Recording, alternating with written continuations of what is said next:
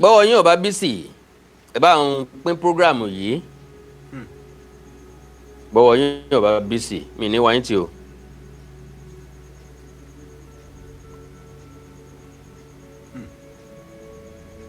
mi ò ní wáyé tí lágbára Ọlọ́run ẹ bá mi pín prógráàmù yẹn.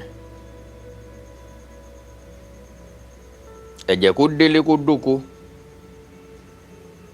kó dẹ́sẹ̀ kúkú kó dọ́nà jíjìn. Now lẹ́nu ọjọ́ mẹ́ta yìí ọ̀pọ̀lọpọ̀ nǹkan ló jẹ jáde nítorí Olúwo. ẹ má jà ṣe mistake o ọ̀pọ̀lọpọ̀ nǹkan là ń fèsì nílẹ̀ káàárọ̀ oòjíire bí lénìí. kò ṣe lè tó le tó ṣe mọ́kàn kúrò ń bẹ̀ torí pé wọ́n ní kínní ẹni ò ní ọ̀n lọ ń bọ̀ ná bó bá roko tó rodò ọba ń bẹ o kò sí ní tí ó gbé àwọn ọmọ mi wà náà máa ń kọrin kan gbà táwọn kékeré ọbẹ̀rù rẹ níbòde o olè ò ní gbé ọbẹ̀rù rẹ níbòde o olè ò ní gbé so kí n má dá yín lágara because mo wojú aago mi mo rí pé àkókò ti lọ mo á ní kí n wojú ẹ̀yin tẹ́ wà níbí mo á rí pé kò sí ẹgbẹ́ mi ń bẹ tá a lè jọ máa ṣe awẹ́wà ẹ̀yin tẹ́ tó mi bí ẹ̀yin ìyá ẹ̀yin bàbá lẹ wà ń bẹ̀ then who am I láti gbà àkókò yín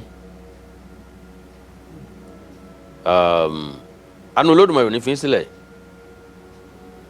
tẹ́ bá gbọ́ pé mo rí mo yó ẹlòmíà ní mo rí ọmọ odóúnjẹ mi nù èmi ò lè dóúnjẹ mi nù ibi ọmọ bàbá pa mi mo rí mo yó náà pàápàá níbi tí mo ti ń túlé káàkiri túlétúlé ní tọ́bòkú lójú níbi tí mo ti ń wá funfun fín ṣe mọ̀ wípé àwọn nǹkan tí ń ṣẹlẹ̀ ń tá gbọ́dọ̀ wádìí dáadáa ìwádìí ìjìnlẹ̀ ni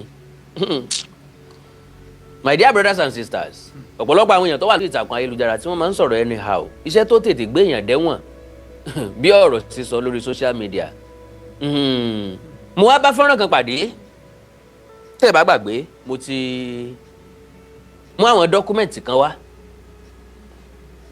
nínú àwọn tá a bá pàdé náà ni bàbá kan mọ́gàjí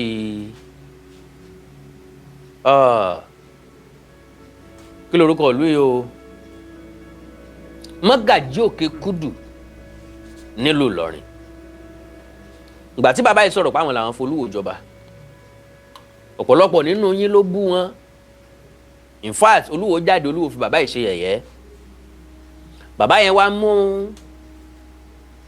àwọn ẹ̀rí kan jáde ìwé tí Olúwo fi àbí dọ́kúmẹ̀ntì Olúwo fi invite wọn lẹ́tà tó Olúwo fi invite wọn sí Canada wọ́n mú jáde wọ́n fi Canadian passport Olúwo hàn wá lára lẹ́tà yẹn so eléyìí ó jẹ́ ẹ̀rí máa jẹ́ mi nso because nbo ni wọ́n ti máa rí Canadian passport Olúwo sáwọn náà kọ lẹ́tà fúnra wọn sẹ́ńbàsì náà ti gba Canadian passport mo ti ṣe programu yẹn láàyè ọ̀tọ̀ mo wá bá kínní ìpàdé how Oluwo of Iwo was jailed in the US ó jáde ní 7th June 2024 by Túndé Ọ̀dẹ́ṣọlá ṣe mọ̀ wípé ntí àbá wá lèyìn ò kí ń rí bọ̀ lọ́pọ̀ ọgbà gbogbo wa ni o a máa ń lazy láti wádìí àwọn kankan and again life ẹnìkan ò fi gbogbo ara kan wá dandan tí ìbá ṣe pé ọ̀rọ̀ mú ọ̀rọ̀ wá because to the best of my understanding Olúwo deserve láti gbégbé ayé tiẹ̀ nírọ̀rùn ẹ̀yin deserve láti gbégbé ayé tiẹ̀ nírọ̀rùn mo deserve láti gbégbé ayé mi nírọ̀rùn I swear to Almighty God kò sí nǹkan tó máa mú mi personally láti wá attack anybody láti wá attack personality anybody nǹkan méjì péré ló ń gbé mi wá nǹkan méjì péré ni àkọ́kọ́ ni pé bí Olúwo ṣe ń distort ìtàn káàárọ̀ oòjíire gbogbo àwọn ìgbésẹ̀ Olúwo and again ẹ jẹ́ kí n mọ̀ kí gbogbo ẹ̀yin ọmọ ìyá mi gbogbo ọmọ kóòtù oòjíire bí ọwọ́ mi ti ba fọ́nrán kan 1 hour 23 or 43 minutes ìpàdé Olúwo pẹ̀lú àwọn ará Saudi n tó bí àwọn ìtàn tí Olúwo ń pa láàyè ọ̀tọ̀ ni. Ọwọ́ mi ti ìbá ó ti wà lọ́wọ́ mi, kò sẹ́ni tó lè gba eléyìí lọ́wọ́ mi. So eléyìí la bẹ̀rẹ̀ sí ní ṣí láwẹ́láwẹ́ lẹ́nu ọjọ́ mẹ́ta yìí. Bákan náà là ń pàkíyèsí gómìnà ìpínlẹ̀ Kwara ṣíṣẹ̀lẹ̀ tó ṣẹlẹ̀ ní Bàbá Ọdẹ nípínlẹ̀ Kwara àtàwọn ibi tí àwọn Fúlàní darandaran kọlù níbẹ̀ kí wọ́n dákun dábọ̀ kí wọ́n bá gbé ìgbésẹ̀. Now okay, program kan náà ń bẹ tí mo fẹ́ sọ tí mo fẹ́ ṣe ó dẹ̀ nídìí tí mo fi fẹ́ fi ṣe program. Ẹnìkan kọ àpilẹ̀kọ kan lórí ọ̀rọ̀ ìṣẹ̀lẹ̀ Bàbá Ọdẹ yìí, ó wá ní èsì tá a gbọ́dọ̀ fún ẹni yẹn ló máa mú program wá lórí ẹ̀. So like I said, àkọ́kọ́ ni pé Olúwo ń distort ìtàn Káàárọ̀ Oòjíire. Ẹlẹ́ẹ̀kejì ni pé Olúwo dájú sọ Ọọ̀ni tilé Ifẹ̀. Olúwo lọ sọ fún wa wípé another program náà nìyẹn, Olúwo lọ sọ fún wa pé Ilé Ifẹ̀ ni àwọn ti lọ. Olúwo náà ló tún jáde wípé Ilé Ifẹ̀ kì í sorírun Yorùbá, láàyè ọ̀tọ̀ nìyẹn. Kí n má gbà kókó yín lórí eléyìí tí mo bá wá. How Oluwo of Iwo was jailed in the US 7th June 2024 by Tunde Odeshola. God bless you, sir. God bless you, ma.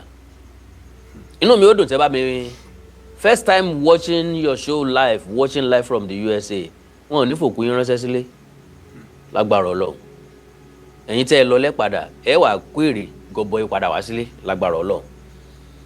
Now, brother mi kan comment sí orí YouTube channel mi. Ó wá ní English reading is not your calling. Ó ní kí n wá broadcaster with good voice, with broadcasting voice tí ó bá mi ka tí ó mọ̀ bá mi ka English. Mo mọ̀ pé gbólóhùn tó yẹ kí n fún, àbùkù tó yẹ kí n kàn lẹ́kùnrẹ́rẹ́ ni mo fún. Àkọ́kọ́ mo jẹ́ kó yé wípé English is not my language. No shame. Tí n bá lè ka òyìnbó, tí n bá lè sọ òyìnbó, no shame. Èdè abínibí ni tọ̀dọ̀ mi. So, mo nígbàgbọ́ pé bí mo ṣe máa ń ka ẹ̀yin máa ń gbọ́, ó lóun ò rí nǹkan kan píìkì nínú tí mo sọ. Mo máa sọ bẹ́ẹ̀ ni o. Ó possible kẹ́ni yẹn tó máa láǹfààní àti wò mí. So, by Tunde Odeshola, nestling aboard an incoming Delta airline flight from Atlanta, Georgia, on May 10, 2024. The window seat view of the landscape and skyscape of Ikeja cityscape was gloomy. The giant American bird called Boeing glided through the clouds before swooping down intently like a hawk in horns.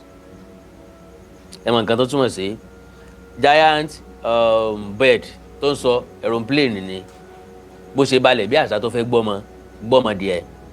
There were no trees, no greenery in sight from a sky view as Lagos spread out like a ghetto cast in concrete, iron, rubble, and filth.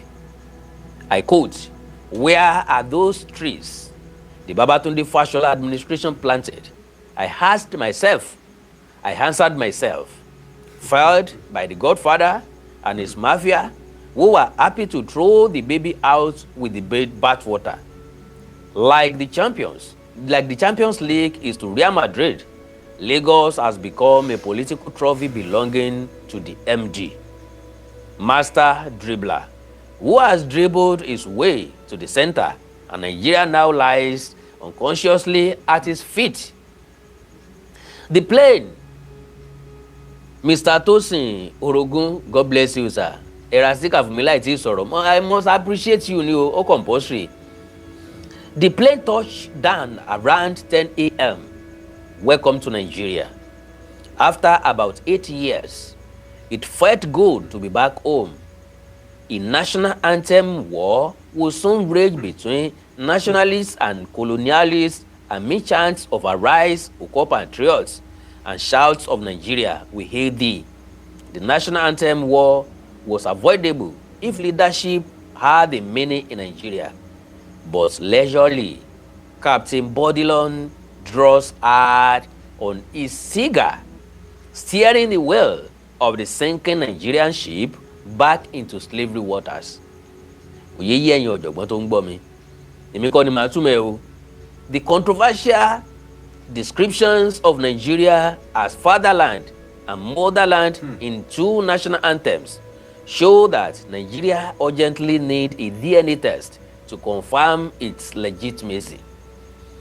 As passenger disgorged from the belly of the bird, I caught a whiff of the perennial Nigerian virus when a dirty-look lady in mufti, whose wrinkled skin betrays bleaching cream overuse, held a gentleman in suit by the hand and led him from the back of the queue towards the front.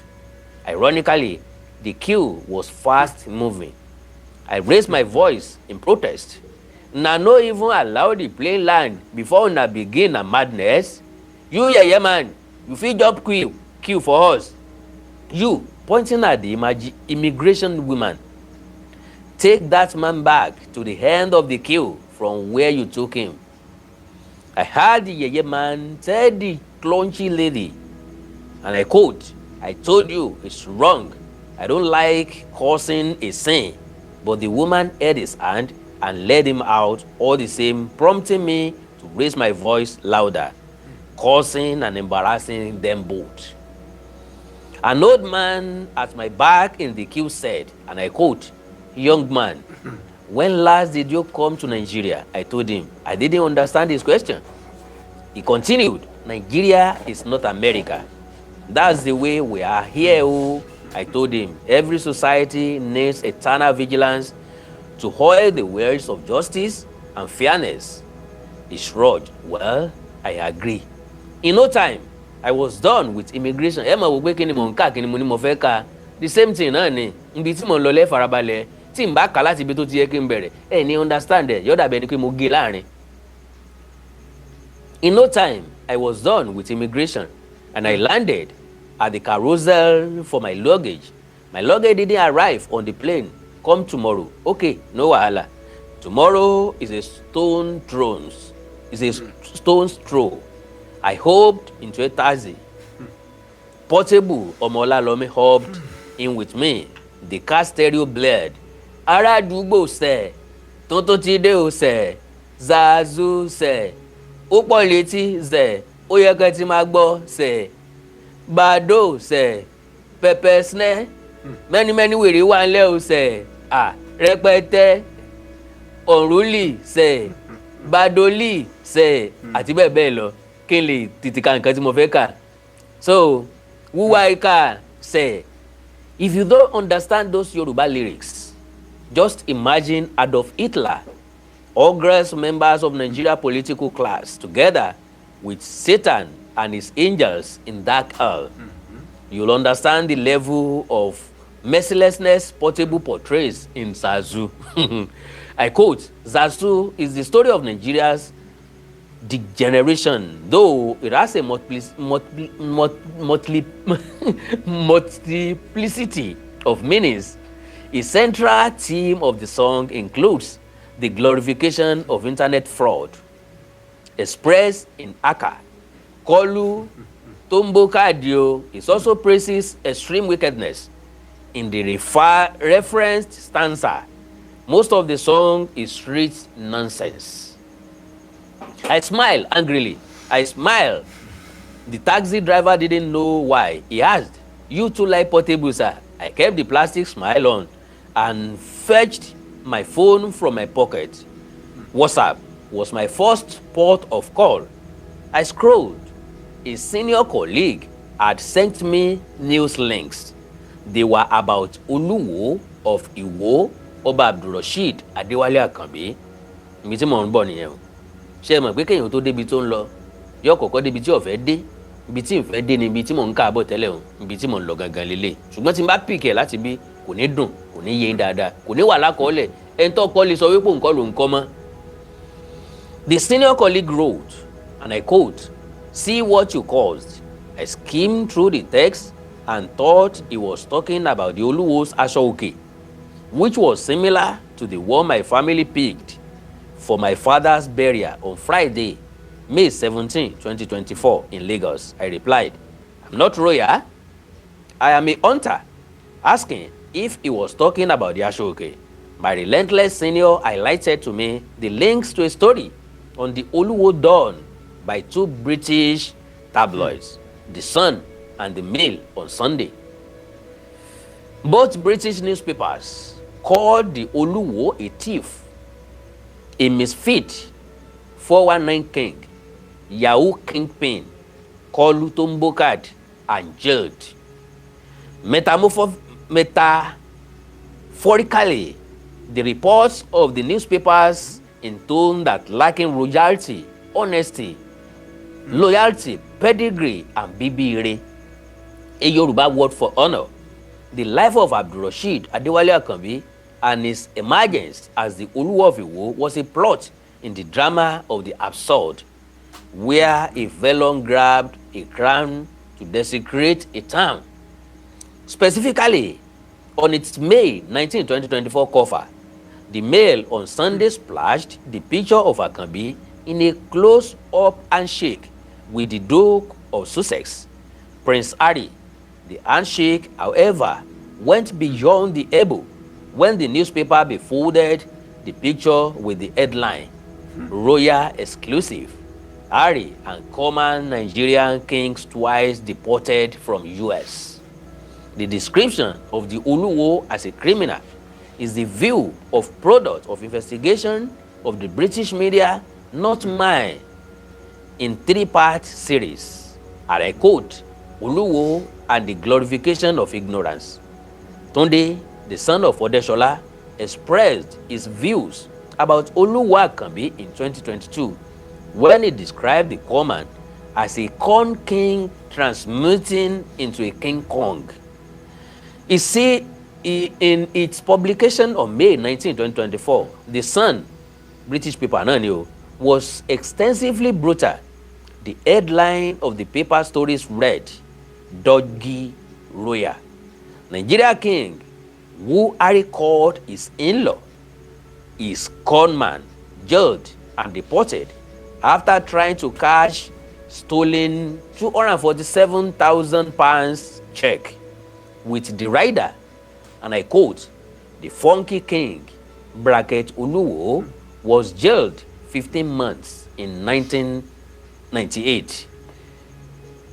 Reporting the 3 days visit of the 39-year-old Harry and his 42-year-old wife, Meghan, to Nigeria, the Sun reveals Akanbi had been deported twice from the US and banned twice for life for entering the US.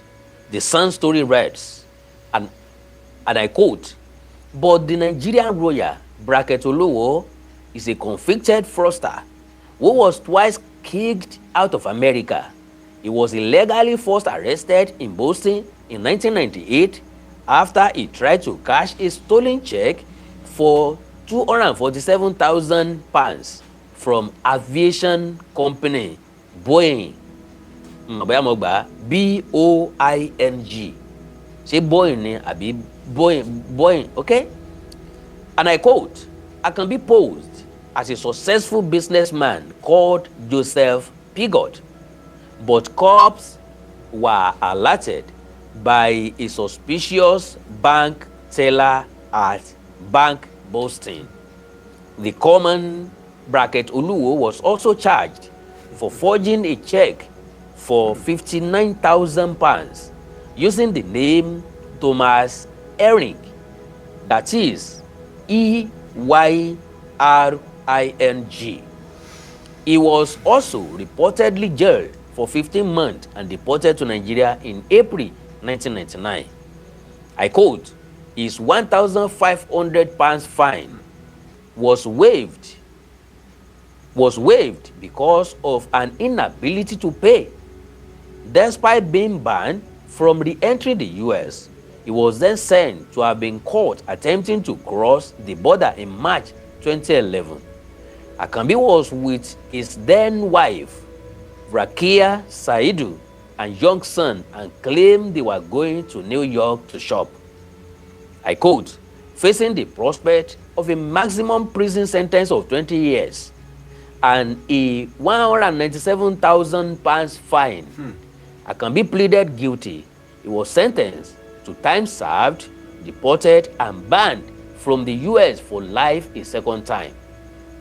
If Akanbi had been jailed for 20 years, Iyawo would never have witnessed these years of the locust, nor would this big calabash of shame hang on the community's neck.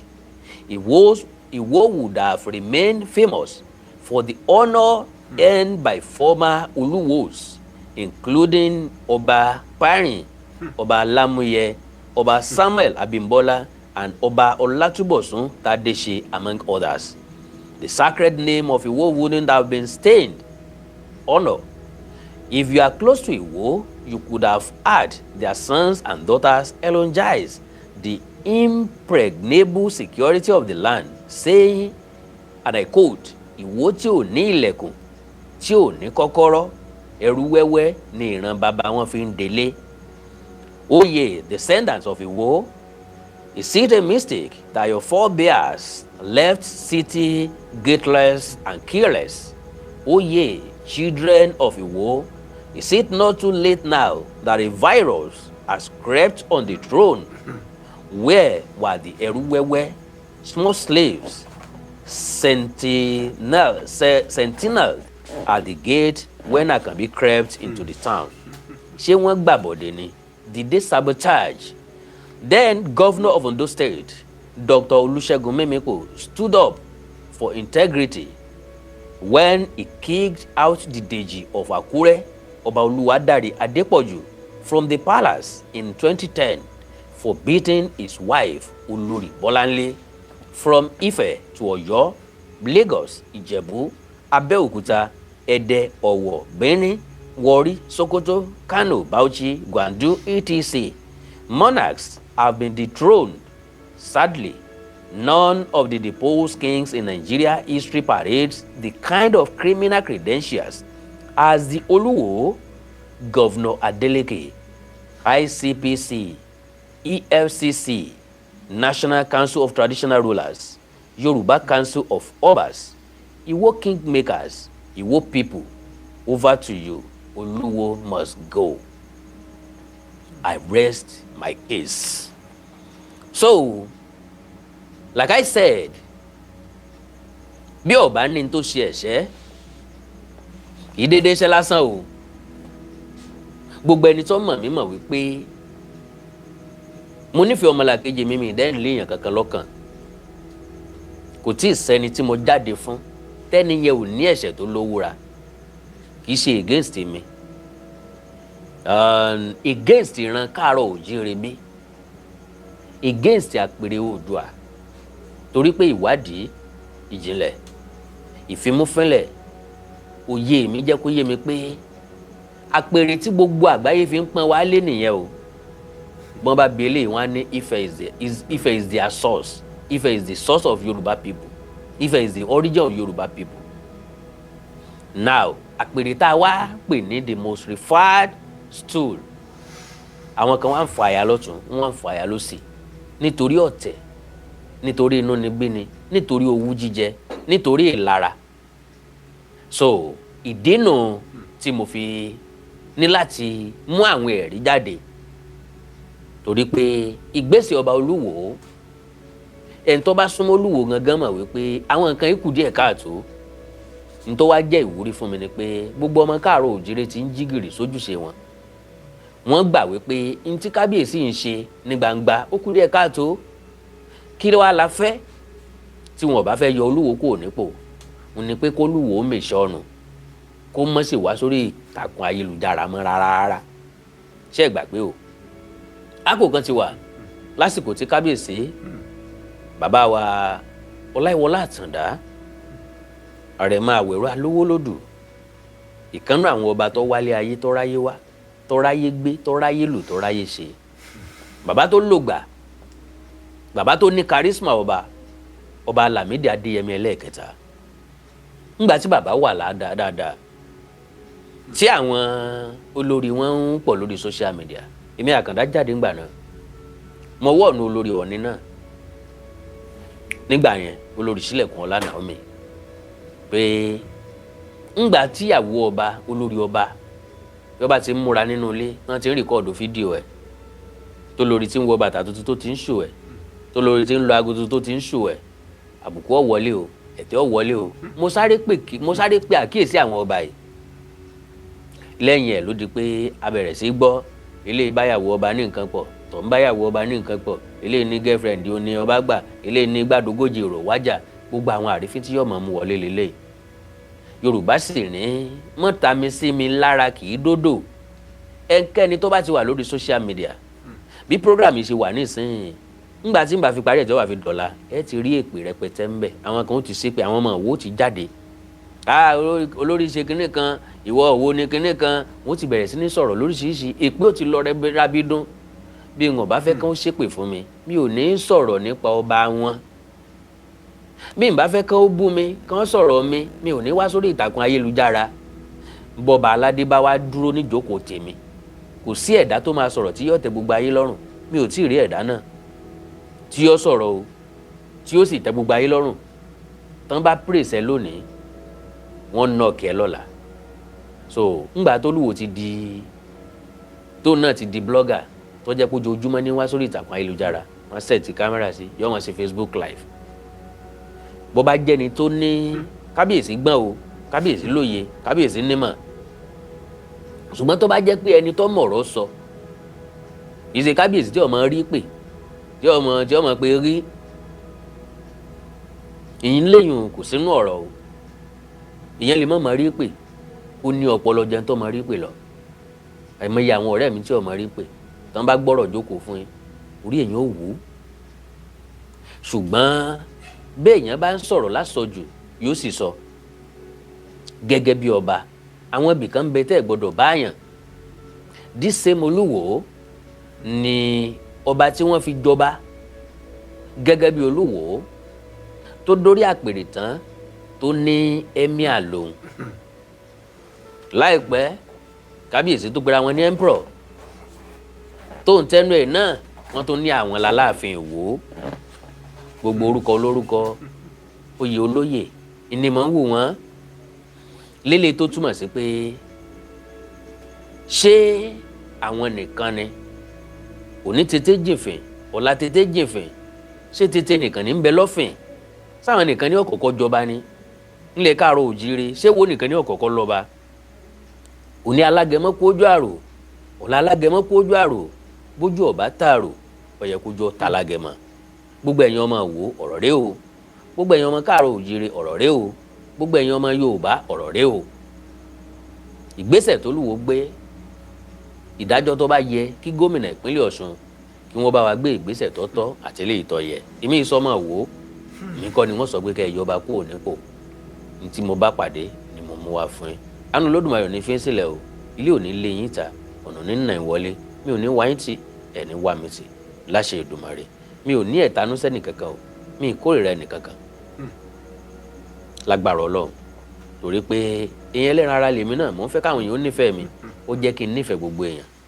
ṣùgbọ́n ẹnikẹ́ni tó bá ti fẹ́ fa àpèrè Oòduà ya mi ò sọ̀rọ̀ nípa ọba Adéyẹyẹ ní Ṣàngó Òsè mò ń sọ̀rọ̀ nípa stool yẹn gangan àpèrè yẹn gangan gẹ́gẹ́ bí ọmọ Yorùbá a ní láti protect ẹ̀ because personally kálukú wa ló níbi tó dáa sí àti ibi tó kù sí mi sọ fún pé ọba Adéyẹyẹ ní Ṣàngó Òsè clean tàbí wọ́n pé tán 100%. I am not talking about him personally. I am referring to the soul of Odùduwà. I am referring to Ilé-Ifẹ̀ as the source. So kì í ṣe wípé torí ẹnìkan tàbí èèyàn kan and again ọba Adéyẹyẹ ní Ṣàngó Òsè ti fi àpẹẹrẹ rere lélẹ̀ nípa gbígbà láfíà láàyè fífìfẹ́ hàn nínáwó ìfẹ́ sí àwọn èèyàn tó kù àwọn ni wọ́n ta wọ́n dànù àánú Olódùmarè nífẹ̀ẹ́ nìkọ̀ọ̀kan wá sílẹ̀ bó tiẹ̀ jẹ́ pé ẹ̀yin èèyàn tẹ́ wà lórí YouTube ẹ ra sticker fún mi mi ò bínú ẹ má gbàgbé o ọlá tètè géré làlàǹgbá fi mú mi lágbàdá igi súnmọ́ igi lọ́bọ̀ fi ń yọ̀ ara ò lè dá àrà dá, a nílò ara wa. Ẹ like, ẹ follow page mi lórí, ẹ bá mi share program yìí, ẹ jó dáwọn ibi tó yẹ kó dé, not because of me, because of àwọn ọmọ àwo, àwọn tí wọ́n ń sọ̀rọ̀ síta, majority wọn ò kì í sọ ọmọ àwo o. Ẹ kọ́lẹ̀ kẹ́tún kọrúkọ mi sí ẹ̀ràn pé ń jó ní tí mo sọ ń pa tọ̀yọ́ wípé ìwádìí mi pẹ̀lú Ọ̀yọ́ fi hàn wípé Ìbàrìbá, Tápà, Bọ̀gú, Haúsá, Fúlàní lọ́pọ̀ lọ́yọ̀ọ́lé lọ́pọ̀ lọ́yọ̀ọ́ ti sìn, gẹ́gẹ́ bẹ́ẹ̀ náà ló ṣe pọ̀ níwò. Ṣètò fẹ́ ká ìṣẹ̀mọ́ tú bí Islam ṣe wọ̀ wó ni exactly bó ṣe ṣẹlẹ̀ náà nìyẹn. Ìyàwó Olúwo tá à ń sọ nípa rẹ̀, Janesin, ó ti fi ọ̀rọ̀ síta, ó ti fọ̀rọ̀ síta, gbàndọ́gbọ́n gbé network jáde, gbé sínú sitting room, ó ti fọ̀rọ̀ síta. Ọ̀rọ̀ tó fi síta náà mo fẹ́ sáré fi síta pápápá, mi fẹ́ lu àmì fàágùn fún. Gbogbo nǹkan náà kọ́ la máa drag, gbogbo nǹkan kọ́ la máa fà. Lóòótọ́ Olúwo tó sọ̀rọ̀ yẹ kó mọ̀ wípé ẹni tó sọ̀kò sórí òrùlé dandan ni kó gbọ́ tẹnu onílé. Ní tí ọ̀pọ̀lọpọ̀ wa ń béèrè lọ́wọ́ ẹni pé ṣó plan ẹ̀ dáadáa kó tó di pé sọ síta. Ẹni tó fẹ̀sùn kàn, wọ́n ń bá ìyàwó òun ní nǹkan pọ̀, wọ́n gba ìyàwó òun, wọ́n set tó hàn pẹ̀lú ìyàwó òun, wọ́n bá ìyàwó òun sọ̀rọ̀ ńgbà tó ń wà nínú ilé. I don't know, mi mọ̀gbà tí Ọọ̀ni ráàyè gbogbo nonsense yẹn. Bẹ́ẹ̀ ni ọ̀pọ̀lọpọ̀ nǹkan tẹ́ ẹ̀ mọ̀ ni woman yìí sọ. Ẹ jẹ́ n sáré kà á. His Royal Highness Queen Channel speaks after Oluwo released video on Ooni of Ife, says all are lies from the pit of hell. Press release lélẹ́yìí, mo ní press release yẹn gangan lọ́wọ́. From His Royal Highness Queen Channel, mother of Prince Oduduwa of Iwo Kingdom. Tẹ́ bá wò dáadáa, this same Oluwo náà ló sọ wípé Oduduwa òun àbí àwọn ò wá láti Ìwó, àwọn ò wá láti Ilé Ifẹ̀. Òun náà ló sọ pé Ilé Ifẹ̀ kò kí ń ṣe orírun wa, ṣùgbọ́n gbà tó bímọ tó fẹ́ sọ lórúkọ òun láti sọ ní Oduduwa. Gbogbo nǹkan tó lè tàbùkù Ọọ̀ni ló mọ́ ń sábà ṣe, gbogbo nǹkan tó lè gbé gájọ Ọọ̀ni lọ ni mọ́ ń sábà ṣe. That is, tó ń bá sọmọ ní Oduduwa yóò lè jẹ́ baba fún Ọọ̀ni. Gbogbo àwọn nǹkan yẹn yé wa, orúkọ tó bá dẹ̀ wù ni là á jẹ́, orúkọ tó bá wù ni là á sọmọ ẹni. Gbogbo eléyìí ò change kankan nínú ìtàn Ilẹ̀ Káàárọ̀ Oòjíire bí. Ẹ má bínú o. Now, from His Royal Highness Queen Channel, ẹni tó sọ ní His Royal Highness èmi ọ̀mọ́ o, Queen Channel, mother of Prince Oduduwa of Iwo Kingdom. My attention has been drawn to recent allegations circulating on the media and public space, purportedly involving His Imperial Majesty the Ooni of Ife. I wish to categorically state that such statements are venomously untrue, misleading, and highly damaging to the sacred institution of culture and traditional affairs in Yoruba land. Ẹni tí ò kí n sọmọ Yorùbá ló mọ how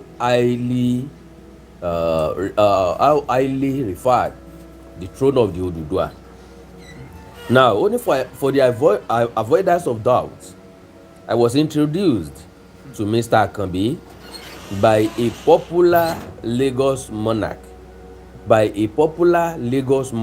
at a party in Ikeja. Ìyẹn ti ń túmọ̀ sí pé gbogbo tá à ń sọ náà òótọ́ ni party wọn ti pàdé, not by His Imperial Majesty the Ooni of Ife.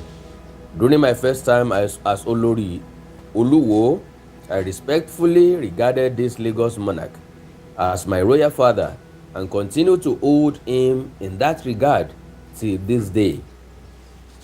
At no time did this monarch introduce me to Mr. Akanbi to unalive him or with any malicious intent. I also recall with fondness that Mr. Akanbi and I once visited the said monarch and his gracious Olori in Lagos with Prince Oduduwa as a baby. Those remain personal and cherished memories. It is important to note that Mr. Akanbi has not been involved in the life of his son, Prince Oduduwa, emotionally or financially for over 5 years. He only reached out in August this year during a visit to Canada. On that occasion, he refused to sign the necessary documents for Oduduwa to obtain his Canadian passport. Nígbà tí wọ́n bá bímọ tó ní grace láti ran ọmọ yẹn lọ́wọ́ tí ó ràn lọ́wọ́ for whatever reason tó wù kó jẹ́, ẹni yẹn ò ń ṣe ọmọlúàbí, ẹni yẹn ò fẹ́ra rẹ̀ hàn gẹ́gẹ́ bí èèyàn gidi, kí ló ná o? Náà ó claim pọ́mọ ẹni. Lóòótọ́ sọ fáwọn nílé pé DNA ló máa ṣàlàyé gbogbo tó débi fọmọ yìí lówó ó túmọ̀ sí pọ́mọ ẹni. Àwọn á ní kó bá sign document kó lè ní Canadian passport ọkọ̀ okay o. On that occasion he refused to sign the necessary documents for Oduduwa to obtain his Canadian passport, yet he dropped the sum of $500 as if to cover up for his long absence. But I was thankful because this is the first support Oduduwa received from his father since we left the palace 5 years ago. Despite this, I remain silent because I have always advocated for peaceful co-parenting and have continued to shoulder the full responsibility of ensuring that my son does not lack his basic needs. I therefore plead with the general public to disregard any falsehoods being peddled against His Imperial Majesty, the Ooni of Ife, who remains the foremost monarch of the Yoruba race. Furthermore, I employ the traditional institutions to call Mr. Akanbi to order to prevent him from further degrading the sacred institution which he himself is meant to represent. This shall be my final statement on matters concerning Mr. Akanbi. Prince Oduduwa remains my beloved son, and nothing will ever change that fact. I hold the Yoruba people in deep love and respect, and I remain confident that the truth shall prevail. Signed, His Royal Highness Queen Channel, mother of Prince Oduduwa of Iwo Kingdom. Now, láì lo àmì fàágùn, ilé ti establish a fact láti jẹ́ ká mọ irú èèyàn tí Olúwo ń ṣe. Ọ̀pọ̀lọpọ̀ èèyàn ni wọ́n jẹ́ ká náà sọ wípé àwọn ò rò wípé man yìí wà with his senses, because n tó bá mú odidi ọba jáde lórí social media láti wá sọrú nǹkan tó sọ yẹn, irú allegation yẹn, though àwọn ọba ní ìjọba ìbílẹ̀ àríwá Ifẹ̀ North local government, àwọn ti challenge Olúwo pé kó provide àwọn kí lórúkọ ẹ̀ evidence behind the allegation against Ọọ̀ni or àwọn jọ pàdé nílé ẹjọ́. Èmi rò pé this is the best thing, and to the best of my understanding kì í sàwọn ọba níjọba ìbílẹ̀ àríwá Ifẹ̀ nìkan ló yẹ kó gbégbésẹ̀ yìí, bí kì í ṣe gbogbo ọba nílẹ̀ káàárọ̀ oòjíire, because korun ní ń dò yìí ká ni àìgbé ìgbésẹ̀ wọn sẹ́yìn ló jẹ́ kó Olúwo máa ṣe oríṣiríṣi nǹkan oníkélégún mọ́ ṣe é gún mọ́ tòye kan mọ̀ kó gìbòra wọn mọ́, gbogbo nǹkan tó lè tàbùkù tó lè takò àṣà àti ìṣe ìran káàárọ̀ oòjíire lolúwo máa jáde fún ní tí wọ́n gangan jáde láti wá represent. So lójijì ló sọ̀rọ̀ ẹ̀ di emir, lójijì ló ní àṣà Yorùbá ò nítumọ̀ sí ẹ mọ́, lójijì ní gbogbo nǹkan tó jàṣà Yorùbá ti wá rọ̀ mọ́ bọ̀rìṣà. Wàá máa sọ pé Ọọ̀ni ń bọ̀rìṣà torí pé òrìṣà ló gbé lọ́wọ́, òrìṣà kí l'Ọọ̀ni gbé dání? Gbogbo wa gbé Ọlọ́run Olódùmarè dání. Gbogbo nǹkan tó lè tàbùkù Ilé Ifẹ̀, gbogbo nǹkan tó lè tàbùkù orírun, gbogbo ẹ̀ l'Olúwo ń ṣe. Olúwo di blogger lórí social media everyday ló ń jáde. Tí ẹ bá gbàgbé, bí ó máa ti fẹ́ tóṣù kan sẹ́yìn nísìnyí tí mo ní Olúwo ti sọra rẹ̀ dàbẹ́là lọ́jọ́ tó ti lè jáde síta tó ti ń jáde síta everyday pé kò ní pẹ́ jó tán, and again mo ní tó bá lè maintain ẹ̀ fọ́dún kan jálẹ̀ máa yìn láwo tó lè jáde lórí social media bẹ́ẹ̀ for a whole 1 year tí ó dẹ̀ máa tako ìran káàárọ̀ oòjíire, àṣà káàárọ̀ oòjíire, ìṣe káàárọ̀ oòjíire, ìṣẹ̀ṣe káàárọ̀ oòjíire táwọn èèyàn nìkan lábùkù.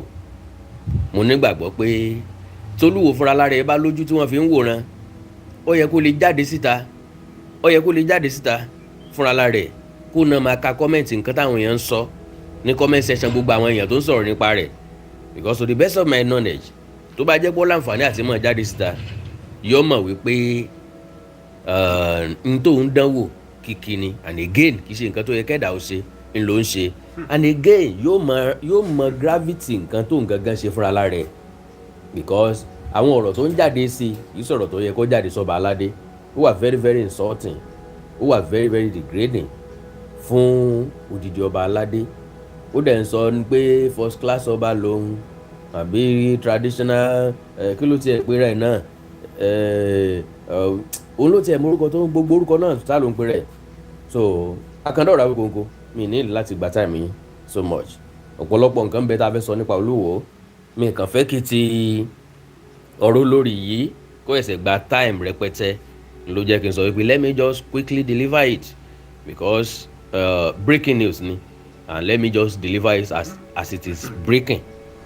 Ló jẹ́ ń pè ní yàjóyàjó bí ṣe ń ṣẹlẹ̀ ń yàjóyàjó, kí mi náà ẹsẹ̀ sáré drop ẹ̀ fún yàjóyàjó kẹ́ ẹ mọ nǹkan tó ń lọ ń yàjóyàjó ká lè jọ mọ nǹkan tá a fẹ́ ṣe sí ní yàjóyàjó.